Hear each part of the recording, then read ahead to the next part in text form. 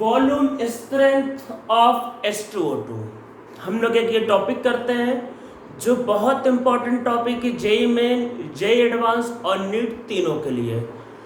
तो पहले समझते हैं कि इसका देखो मतलब क्या है। तो आप लोगों को पता होगा H2O2 क्या है। एक हाईली अनस्टेबल मॉलिक्यूल है। आप इसको हल्का सा गर्म करो, बस वार्म करो, हीट करने की जरूरत नहीं, बस हल्का सा गर्म करो 60-70 डिग्री पे, तो ये टूट जाता है किसमें, H2O में, प्लस रिलीज करता है ऑक्सीजन गैस। तो ये जो ऑक्सीजन गैस रिलीज करता है वही आपका इस वॉल्यूम स्ट्रेंथ से रिलेटेड है। तो इसको समझते हैं थोड़ी देर बाद, पहले एक्चुअल में समझ लेते हैं इसको पढ़ने का पर्पस क्या है। देखो होता क्या है, जब आप कोई टाइट्रेशन करते हो, जैसे मान लो KMnO4 का रिएक्शन कराते हो H2O2 के साथ, तो होता है न्यूमेरिकल में ये कि आपको H2O2 का मोलैरिटी नहीं दिया होता है, तो उसका मोलैरिटी का हमें यूज़ पड़ता है या उसका हमें मोलैरिटी की ज़रूरत होगा सॉल्व करने के लिए, तो उसके लिए हमें यह टर्म पता होना जरूरी है। तो समझ में आया क्या मैं बताना चाह रहा हूँ कि आप लोगों को न्यूमेरिकल में जैसे H2O2 का मोलैरिटी चाहिए, तो मोलैरिटी आपको नहीं दिया रहेगा और आपको दिया करेगा कुछ ऑक्सीजन गैस से रिलेटेड कुछ बताया रहेगा, तो उस इंफॉर्मेशन का यूज करके आप H2O2 का मोलैरिटी निकालोगे और फिर आपका न्यूमेरिकल सॉल्व होगा। देखो H2O2 क्या है कि दोनों काम कर सकता है, रिडक्शन भी कर सकता है और ऑक्सीडेशन भी कर सकता है। देखो क्या हो सकता है, अगर आपके पास सामने एक रिड्यूसिंग एजेंट है और अगर आप H2O2 लोगे, रिड्यूसिंग एजेंट का क्या होगा, ये इसका ऑक्सीडेशन, रिड्यूसिंग एजेंट है, खुद ऑक्सीडाइज होगा, दूसरे को क्या करेगा, रिड्यूस। तो जब H2O2 का जब रिडक्शन होता है तो ये बनाता है आपके पास H2O। ध्यान रखना रिड्यूसिंग एजेंट है H2O2 का फिर क्या होगा, रिडक्शन। रिडक्शन होगा तो इसका स्टेट -1 से जाएगा -2 पे। ऑक्सीडेशन नंबर निकालना आपको आता होगा, तो -1 से जाएगा -2 पे, उसका हो रहा है रिडक्शन। तो वैलेंसी फैक्टर ध्यान रखना है कि H2O2 का क्या होगा, -1 वैलेंसी फैक्टर, जिसको हम लोग कई बार बोलते हैं N फैक्टर भी, तो वो -1 से कहाँ जा रहा है, -2 में 1 का चेंज है, पर कितने ऑक्सीजन है, 2, तो वैलेंसी फैक्टर क्या है, 2। और अगर आपके पास सामने अगर एक ऑक्सीडाइजिंग एजेंट होता तो H2O2 का फिर ऑक्सीडेशन हो सकता है और इससे क्या बनेगा, O2, और आपके पास क्या होगा, कोई ऑक्सीडाइजिंग एजेंट है तो H2O2 का ऑक्सीडेशन से बनेगा O2, इसका ऑक्सीडेशन नंबर है 0 और ये -1, तो इसका ऑक्सीडेशन हो रहा है और इसका भी वैलेंसी फैक्टर निकालोगे तो ये आएगा 2, -1 से 0, 1 का चेंज, कितना ऑक्सीजन है तो वैलेंसी फैक्टर आएगा 2। तो अब देखो रिएक्शन तो हमें ये करवाने होंगे। अब मान लो रिड्यूसिंग एजेंट हमें कुछ उसका इंफॉर्मेशन चाहिए, तो हमें उसके लिए H2O2 का इंफॉर्मेशन चाहिए होगा।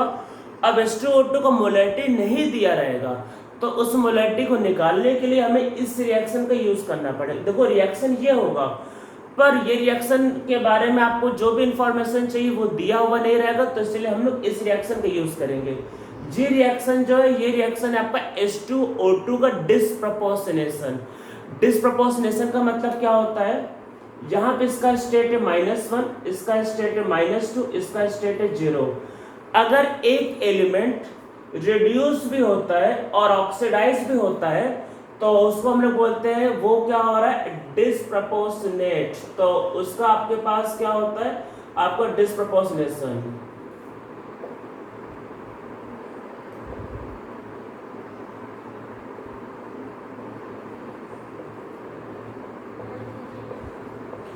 तो अगर सेम एलिमेंट रिड्यूस और ऑक्सीडाइज दोनों होता है तो वो कहलाता है डिसप्रपोर्शनेशन। तो यहाँ पे ऑक्सीजन का क्या हो रहा है, डिसप्रपोर्शनेशन।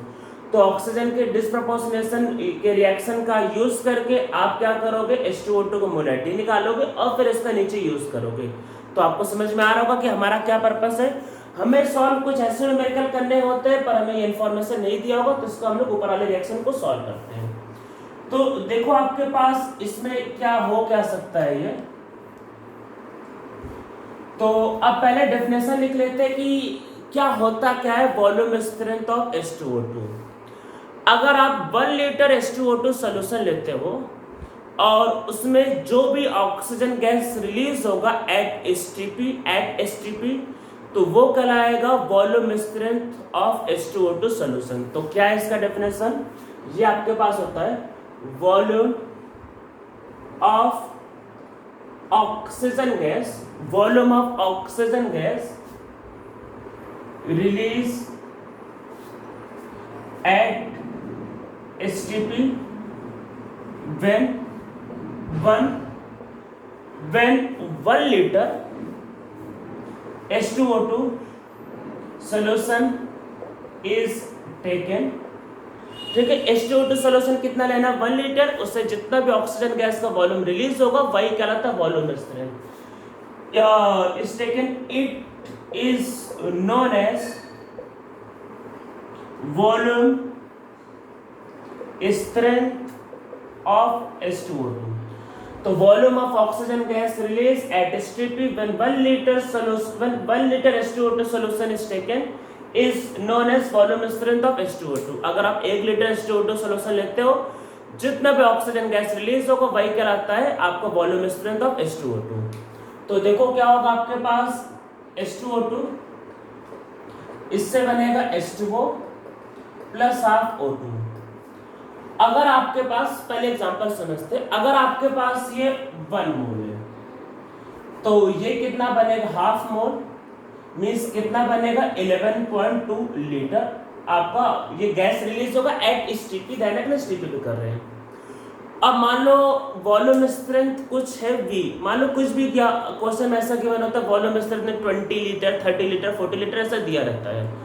तो मान लेते वॉल्यूम स्ट्रेंथ है आपके पास कुछ गिवन है x लीटर, तो मान लेते x लीटर, या पहले मान लेते अगर 1 लीटर अगर आपके पास अगर ऑक्सीजन गैस रिलीज होता, मान लेते 1 लीटर गैस रिलीज होता, तो इसका फिर मोल कितना होता, इसका मोल होता 1/11.2 मोल होता। अगर ये 1 मोल है तो 11.2 लीटर रिलीज कर रहा है, अगर 1 लीटर गैस रिलीज हो रहा है मतलब इसका मोल ये होता। अगर ये x लीटर मान लेते हैं गैस रिलीज होता है तो फिर इसका मोल कितना होता है, इसका मोल होता है x/11.2 मोल। ठीक, इसका मोल यही होता।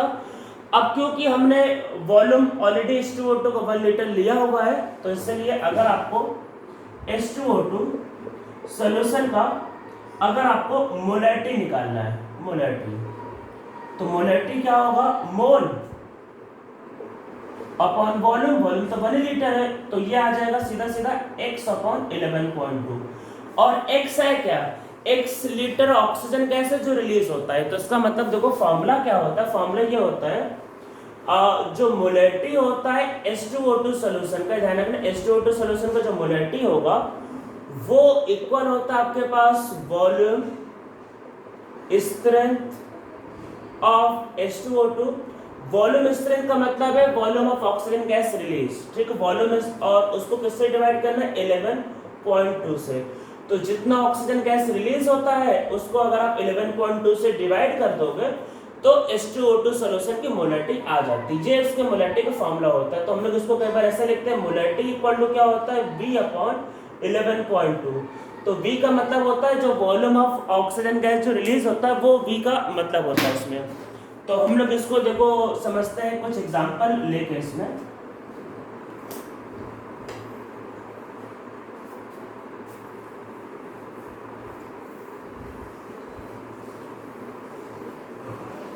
इसमें कुछ एग्जांपल करने के पहले एक फॉर्मूला और देख लेते हैं जो बहुत इंपॉर्टेंट है। तो देखो ऐसा होता है कि मोलैरिटी क्या होता है, मोलैरिटी होता है वॉल्यूम,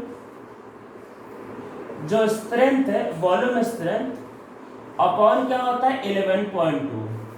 और आप लोगों को ये पता होगा नॉर्मेलिटी क्या होता है, नॉर्मेलिटी होता है भाई मोलैरिटी इनटू वैलेंसी फैक्टर। और H2O2 का मैंने बताया वैलेंसी फैक्टर 2 होता है अगर रिडक्शन कराओ या ऑक्सीडेशन कराओ, दोनों केस में। तो अगर आपको नॉर्मेलिटी निकालना है तो नॉर्मेलिटी क्या होगा, वैलेंसी फैक्टर 2 लेना है तो वो क्या होता है फिर वॉल्यूम स्ट्रेंथ अपॉन 5.6। तो ये नॉर्मेलिटी का फॉर्मूला है और ये मोलैरिटी का फॉर्मूला है। इस फॉर्मूले पे स्ट्रेट फॉरवर्ड क्वेश्चन नीट में 2018 में ही आया है। 2018 में क्वेश्चन क्या था, गिवन था वो आपका normality of H2O2 is 1.5 N। ये 2018 का नीट का ही क्वेश्चन है ये। तो क्या गिवन था उसमें, बोला था 1.5 N नॉर्मेलिटी या H2O2 सॉल्यूशन का, बताओ वॉल्यूम स्ट्रेंथ कितना है। तो कोई दिक्कत नहीं, 1.5 रख के उधर मल्टीप्लाई कर दो तो वॉल्यूम स्ट्रेंथ आ जाएगा 8.4 लीटर, वही उसका आंसर है। तो सोचिए कि नीट में 2018 में क्वेश्चन आया, तो अगर आपको इसके फॉर्मूले याद है तो ये बहुत इजी से क्वेश्चंस होते हैं, फटाफट सॉल्व हो जाते हैं। तो बस आपको ये दो फॉर्मूले याद रखने हैं। तो फॉर्मूला आपको समझ में आ रहा होगा, फॉर्मूला मोलैरिटी इक्वल टू क्या होता है, वॉल्यूम स्ट्रेंथ अपॉन 11.2 और नॉर्मेलिटी वॉल्यूम स्ट्रेंथ अपॉन 5.6। देखो इन सब का मतलब क्या होता है, जैसे कई बार लिखा होता है 20V/H2O2, ऐसा लिखो 20V का मतलब ये होता है, देखो 20V का मतलब क्या है, अगर 1 लीटर H2O2 सोल्यूशन है तो जो ऑक्सीजन गैस बनेगा वो 20 लीटर, ये इसका मतलब है। तो अगर आपको इसका मोलैरिटी निकालना है तो वो क्या होगा 20/11.2, ये इसका आपके पास होगा मोलैरिटी, ठीक है। नॉर्मेलिटी निकालना होगा तो 20/5.6। तो 20V का मतलब ये कि अगर आप 1 लीटर H2O2 सोल्यूशन लोगे तो ऑक्सीजन गैस बनेगा 20 लीटर। अगर मान लो क्वेश्चन में गिवन है 50V/H2O2 सोल्यूशन, तो इसका अगर आपको मोलैरिटी निकालना है तो ये कितना होगा 50/11.2। तो ये क्या होता है, मोलैरिटी निकालने का तरीका होता है। तो समझ में आपको आ रहा होगा। अब हम लोग इस पे बेस क्या है, एक दो न्यूमेरिकल को सॉल्व कर लेते हैं। देखो स्ट्रेट फॉरवर्ड क्वेश्चन तो जैसे मैंने बताया नीट में आ रखा है, हम लोग थोड़ा सा बेटर एक दो क्वेश्चन कर लेते हैं जो आ सकता है नीट में या जेईई मेन में या एडवांस में भी इवन आ सकता है। तो एक क्वेश्चन पहले करते हैं मिक्सिंग को। तो कई बार ऐसा हो सकता है कि आपको 2 H2O2 सोल्यूशन दे दे और पूछे कि बताओ जो रिजल्टिंग सोल्यूशन है उसका क्या होगा आपका वॉल्यूम स्ट्रेंथ। तो आप करना चाहो तो सीधा सीधा भी स्ट्रेट फॉरवर्ड कर सकते हो, पर मेरा एडवाइस ये होगा कि मोलैरिटी को निकाल के करो तो ज़्यादा इजी और ज़्यादा आपके लिए अच्छा रहेगा वो। तो जैसे मान लेते हैं आपके पास गिवन है, और ये बात ध्यान रखना है कि मोलैरिटी एक इंटेंसिव प्रॉपर्टी है, तो जो 1 लीटर का मोलैरिटी होगा वही 200 ml का होगा, वही आपका 50 ml का होगा। Molarity is intensive property. तो जैसे गिवन है 200 ml 5V/H2O2 solution is mixed with 300 ml 10V/H2O2 solution. Find the volume strength of H2O2. Find the volume strength of resulting H2O2 solution। तो जो रिजल्टिंग सोल्यूशन बनना है उसका हम लोग क्या निकालते हैं, वॉल्यूम स्ट्रेंथ। तो देखो आप चाहो तो सीधा सीधा फॉर्मूला यूज कर सकते हो, उससे भी आंसर आ जाएगा, या ज्यादा बेटर है मोलैरिटी निकाल लो। देखो पहले वाले का मोलैरिटी, तो देखो क्या होगा मोलैरिटी, अगर आप पहले वाले का मोलैरिटी मान लो अगर आप निकालना चाहते हो तो वॉल्यूम पे मत जाओ, मोलैरिटी तो आपको मैंने मोलैरिटी निकालने के लिए तो बस मैंने बोला वॉल्यूम अपॉन 11.2। तो देखो पहले वाले का मोलैरिटी क्या होगा 5/11.2, पहले वाले का मोलैरिटी यही होगा। सेकंड वाले का अगर आपको मोलैरिटी निकालना है तो 10 है, तो 10/11.2। मोलैरिटी मिक्सिंग का फॉर्मूला mx पता होगा। mx क्या होता है, वो होता है m1v1 plus m2v2 upon v1 plus v2, भाई अप्लाई कर लो।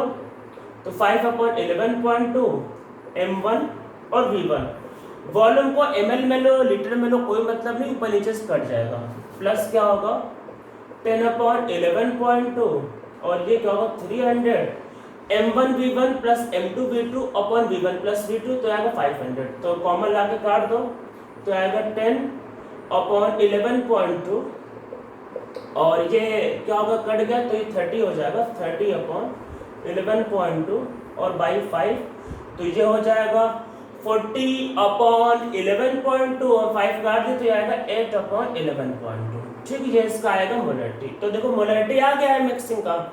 अब वॉल्यूम स्ट्रेंथ पूछा है तो क्या होता है, molarity equal to volume upon 11.2। तो वॉल्यूम स्ट्रेंथ क्या होगा आपका, वही ये इधर मल्टीप्लाई कर दो तो कितना आएगा, ये आपका 8/11.2 मोलैरिटी है और इंटू 11.2 तो ये आया 8V। तो मतलब वॉल्यूम स्ट्रेंथ क्या होगा 8V, मतलब अगर आप 1 लीटर सोल्यूशन लोगे तो जो गैस रिलीज होगा वो कितना होगा 8 लीटर। ठीक है, तो समझ में आपको आ गया होगा। तो बेस्ट क्या है, मिक्सिंग का क्या निकालो, मोलैरिटी निकालो और फटाफट सॉल्व कर दो, आपका आंसर जो होगा वो आ जाएगा। तो ये एक मिक्सिंग का क्वेश्चन हो गया। हम लोग इस पर एक अच्छा न्यूमेरिकल कर लेते हैं जो जेईई एडवांस में आ सकता है, या फिर अगर जेईई मेन में पेपर थोड़ा सा डिफिकल्ट हुआ तो आ सकता है। और एक बात याद रखना है कि अभी करंट टाइम पे जेई मेन में नंबर ऑफ क्वेश्चन 30 से 25 हो गया है, तो लेवल ऑफ क्वेश्चंस ऑब्वियसली बढ़ गया है, और लेवल ऑफ क्वेश्चंस अगर बढ़ गया है तो डिफिकल्ट क्वेश्चन जेई मेन में भी आ सकता है। नंबर ऑफ क्वेश्चंस अगर कभी भी कम होगा तो लेवल ऑफ क्वेश्चंस ऑटोमेटिक बढ़ेगा, ये चीज आप हमेशा मान के चलना ही है।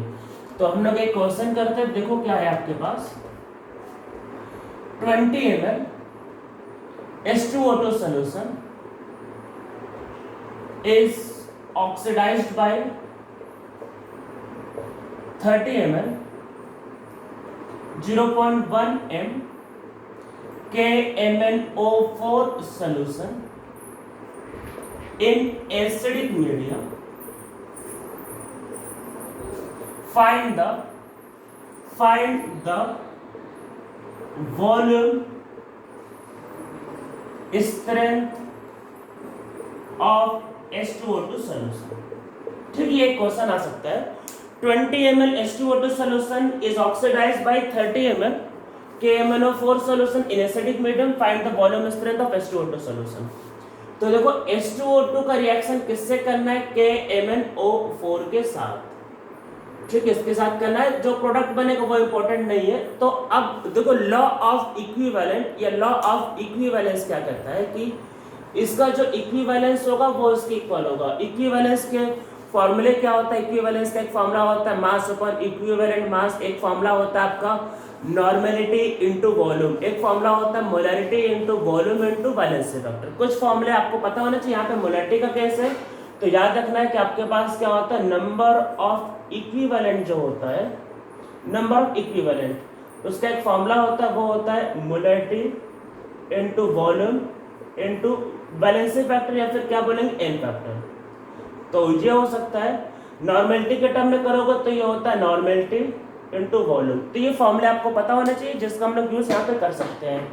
तो देखो आपके पास क्या होगा, और लॉ ऑफ इक्विवेलेंट क्या कहता है, किसी भी रिएक्शन में सारे रिएक्टेंट का जो इक्विवेलेंट होता है वो सेम होता है। तो इसका मतलब क्या होगा कि नंबर ऑफ इक्विवेलेंट ऑफ जो H2O2 होगा वो इक्वल आएगा किसके, ये इक्वल आएगा number of equivalent of KMnO4 के। KMnO4 के बारे में आपको पता होगा, जो KMnO4 का वैलेंसी फैक्टर ये n फैक्टर होता है। अगर मीडियम एसिडिक होता है तो उसका वैलेंसी फैक्टर 5 होता है। आपको याद रखना है, नहीं पता मैं बता रहा हूँ, लिख लो, याद रखना है। KMnO4 का वैलेंसी फैक्टर 5 होता है अगर मीडियम एसिडिक होता है, ये पता होना चाहिए आपको। अगर मीडियम न्यूट्रल होता है या बेसिक बोला है, क्वेश्चन में अगर बेसिक बोला है तो उसका वैलेंसी फैक्टर आपको 3 लेना है। पर अगर आपको न्यूमेरिकल में बोला है मीडियम इज हाईली बेसिक, जिसका pH नॉर्मली 13 या 14 होता है, तो उसका वैलेंसी फैक्टर होता है 1। मींस एसिडिक में वैलेंसी फैक्टर, एसिडिक में वैलेंसी फैक्टर कितना लेना है, 5। एसिडिक में वैलेंसी फैक्टर लेना है 5, न्यूट्रल मीडियम में, अल्कलाइन मीडियम में और बेसिक मीडियम में वैलेंसी फैक्टर लेना है 3। न्यूट्रल में, अल्कलाइन में और बेसिक मीडियम में KMnO4 का वैलेंसी फैक्टर 3 लेना है। अगर न्यूमेरिकल में बोला हाईली बेसिक मीडियम या हाईली अल्कलाइन मीडियम, तब जाके उसका वैलेंसी फैक्टर लेना है 1। ये बात ध्यान रखना है।